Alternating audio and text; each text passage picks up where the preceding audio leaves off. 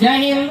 आज के चैप्टर में हम समझेंगे नर्वस सिस्टम का जो मेन पार्ट होता है ब्रेन, वो ब्रेन के बारे में समझेंगे। तो आइए कॉपी कलम निकाल लीजिए और लिखना शुरू कर दीजिए कि ब्रेन क्या होता है ना। इसको समझना बहुत जरूरी होता है। अगर आप अपने शरीर में अगर ब्रेन के बारे में अगर नहीं समझे, दिमाग के बारे में नहीं समझे, तो समझिए कुछ भी नहीं समझे। तो आइए समझना शुरू करते हैं। नर्वस सिस्टम का जो मेन पार्ट होता है उसका नाम ब्रेन होता है। आप देख सकते हैं कि यहाँ पर नर्वस सिस्टम का एक फिगर है, और जब हमारे शरीर का मेन पार्ट ब्रेन होता है तो उसको कुछ न कुछ रक्षा चाहिए कि नहीं चाहिए। आप बताइए, हम आपको कहेंगे कि नीतीश कुमार का रक्षा चाहिए कि नहीं चाहिए, तो कहेगा नहीं, नीतीश कुमार का रक्षा चाहिए क्योंकि वो इम्पोर्टेंट आदमी है। ठीक उसी प्रकार से आपका जो ब्रेन है, वो ब्रेन हमारे शरीर का इम्पोर्टेंट पार्ट है, तो उसका रक्षा होना चाहिए। अब कैसे रक्षा होना चाहिए कि कोई आदमी आएगा, तुमको लड़ाई झगड़ा होगा, एक डंडा कस करके अगर कपार पर मारा तो सबसे पहले यहाँ पर हड्डी है, उस हड्डी पर चोट लगता है। तो कितने हड्डी है हमारे ब्रेन में, तो आप देखिए हमारे ब्रेन में जो रक्षा करता है उसको हड्डी का नाम होता है क्रेनियम नाम का हड्डी होता है। और 8 बोन्स होते हैं जो फाइबर्स जॉइंट होते हैं, इसे हम रेशेदार कहते हैं। तो आपको माइंड में आ जाना चाहिए कि हमारे जो ब्रेन है वो ब्रेन में हड्डी का नाम क्या है, बताइए, क्रेनियम। हड्डी का क्या नाम है, क्रेनियम। कितने बोन्स होते हैं, 8 बोन्स होते हैं। अब मान के चलो कि कोई मारा ऐसे कर करके हड्डी पर चोट लगा, और उसके अंदर में क्या होता है, तो उसके अंदर में होता है एक पतली सी झिल्ली होती है, जिस झिल्ली का नाम होता है मेनिनजोइड झिल्ली। मेनिनजोइड झिल्ली होता है, और मेनिनजोइड झिल्ली के ऊपर में क्रेनियम नाम का हड्डी पाया जाता है।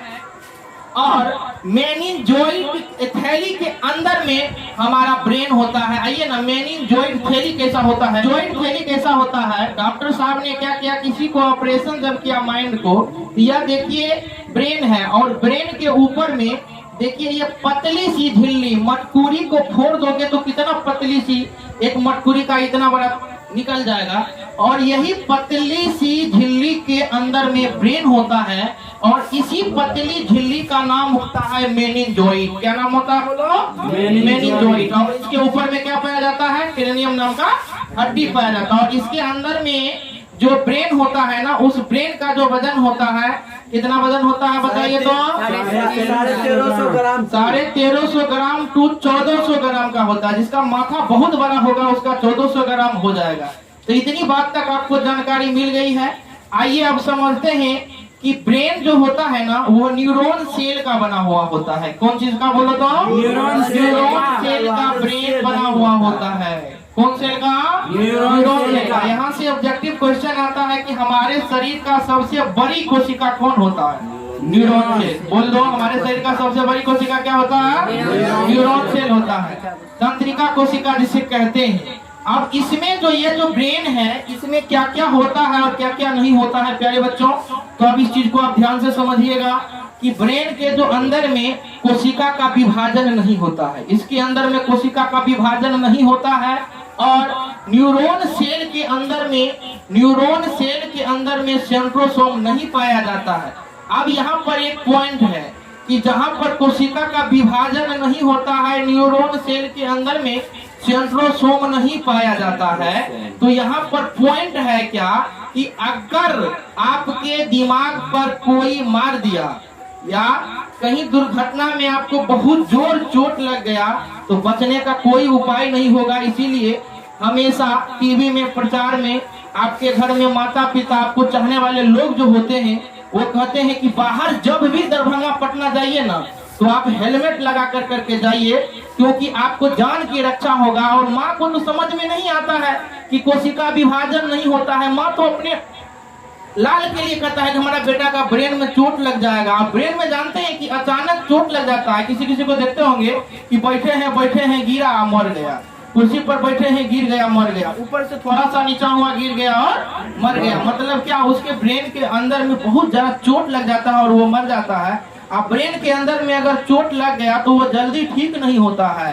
बात को समझिएगा बहुत ध्यान से। रिकंस्ट्रक्शन नहीं होता है उसके अंदर में, और कोशिका का विभाजन यहाँ बोलते हैं नहीं होता है। तो ब्रेन के अंदर में कोशिका विभाजन नहीं होता है, और न्यूरॉन सेल जो होते हैं उसके अंदर में सेंट्रोसोम नहीं होता है। इसीलिए ब्रेन को रक्षा करना बहुत जरूरी है। ऊपर में क्या था कि क्रेनियम नाम का हड्डी, उसके बाद में क्या है बोलो मेनिनजोइड, और तंत्रिका कोशिका का बना होता है। कोशिका विभाजन इसके अंदर में नहीं होता है। अब बताइए यहाँ पर एक बहुत बड़ा पॉइंट है कि जहाँ कोशिका का विभाजन नहीं होता है, जहाँ कोशिका का विभाजन नहीं होता है वहाँ कैंसर नहीं होता है। क्या नहीं होता है बोलिए? कैंसर नहीं होता है। जहाँ कोशिका का विभाजन नहीं होता है वहाँ कैंसर नहीं होता है। तो आप लोगों को कभी कभी सुनाई पड़ता होगा कि ब्रेन ट्यूमर हो गया, अर्थात ब्रेन में कैंसर होने की बात ही छोड़ो, ध्यान दो, ट्यूमर में ही जान ले लेता है इंसान को। बहुत छोटा सा अंश ही पाया जाता है कैंसर का,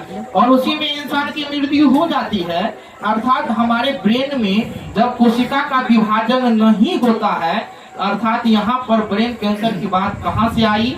इसीलिए यहाँ पर दो इम्पोर्टेंट पॉइंट आपको बता रहा हूँ, उसको ध्यान से समझिए। कि देखिए यह दो इम्पोर्टेंट पॉइंट क्या है कि कोई भी चीज बनता है 100% मिल करके कोई भी चीज बनता है। हमारा ब्रेन जो है वो भी 100% से मिल के बना हुआ होगा। इम्पोर्टेंट पॉइंट में सबसे बड़ी बात क्या है कि हमारा ब्रेन का 90% जो भाग है वह न्यूरॉन सेल का बना हुआ होता है। ब्रेन का 90% भाग न्यूरॉन सेल का बना हुआ होता है। कोई भी चीज बनता कैसे है 100% से, तो बच गया कितना बोले तो 10%। यह 10% जो है ब्रेन का 10% भाग न्यूरॉन गैलियम से मिल करके बना हुआ होता है। आप ध्यान से समझिए, ऐसे आ जाएंगे तो आपका फोटो समझ में आ जाएगा। यहाँ पर फॉक्स मार रहा है, इसे में आपको समझ में आ गया होगा कि ब्रेन का 10% भाग न्यूरॉन गैलियम से बन के बना होता है। कौन चीज से बोलो? न्यूरॉन गैलियम से। यही न्यूरॉन गैलियम में सेंट्रोसोम पाया जाता है। सेंट्रोसोम पाया जाता है, ये न्यूरॉन गैलियम में सेंट्रोसोम पाया जाता है। और जब यहाँ सेंट्रोसोम पाया जाता है तो अत्यधिक तीव्र गति से अगर कोशिका का विभाजन हुआ, न्यूरॉन गैलियम में अत्यधिक तीव्र गति से अगर कोशिका का विभाजन हुआ तो जाकर करके ब्रेन ट्यूमर हो जाता है इंसान को। कैंसर की बात छोड़ो और वह मर जाता है।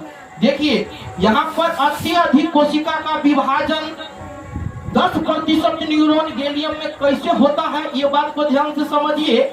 कि अभी देखिए मोबाइल लेकर करके ना जाने कौन कौन से गेम है और वह गेम खेलते रहता है।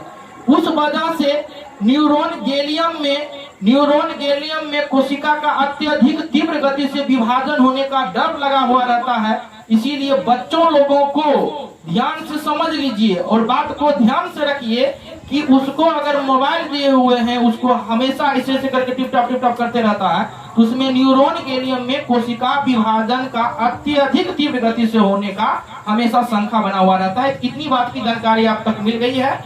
उसके बाद में देखिए नीचे में क्या है कि हमारा जो माइंड है न्यूरॉन सेल का बना हुआ है, ये सब जानते हैं। कौन सेल का बना हुआ है? न्यूरॉन सेल का। न्यूरॉन सेल की जो लंबाई होती है, न्यूरॉन सेल की लंबाई होती है, किसी को देखोगे अब हाथे नहीं काम कर रहा है, कहेगा वो नर्वस आ गया, हाथे नहीं काम करता है। कोई चल रहा है गिर गया, कहोगे नर्वस आ गया। पैखाना कर दिया कहीं से कहीं, पेशाब कर दिया कहीं से कहीं, मतलब नर्वस आ गया। नर्वसा वो क्यों गया, काहे गया, उस चीज का भी मैं आपको बताऊंगा। तब तक के लिए समझिए कि हमारा जो न्यूरॉन सेल है वो न्यूरॉन सेल की जो लंबाई होती है वो क्या होती है बोलो?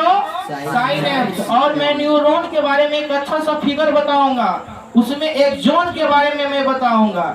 एक जोन क्या होता है और हमारे शरीर में जो मैसेज होता है ना, मैसेज हमारे ये ब्रेन में जो मैसेज पहुंचाता है ना, वो साइनेप्स के माध्यम से सोडियम के सहायता से, ध्यान दीजिए, सोडियम की सहायता से हमारे ब्रेन में मैसेज पहुंचता है। जैसे मानिए ना कि कोई भी काम आप अत्यधिक तरीका से कर रहे हैं, जैसे हम अभी पढ़ा रहे हैं, अभी ठंडा ठंडा मौसम है और ठंडा ठंडा मौसम में हम पढ़ा रहे हैं। अभी देखिए पसीना नहीं छूट रहा है हमको।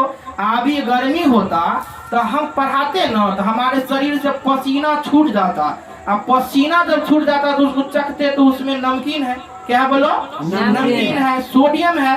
और वही सोडियम हमारे शरीर से बाहर निकल जाता तो हमारे शरीर काम करना बंद कर देता, थका जाते। अर्थात क्या, ब्रेन तक जो मैसेज पहुंचाता है वो सोडियम वो नहीं जा रहा, इसीलिए हमारा शरीर क्या हो गया, थक गया। तो यह वीडियो पार्ट 1 है, अब पार्ट 2 वीडियो बनाएंगे। धन्यवाद।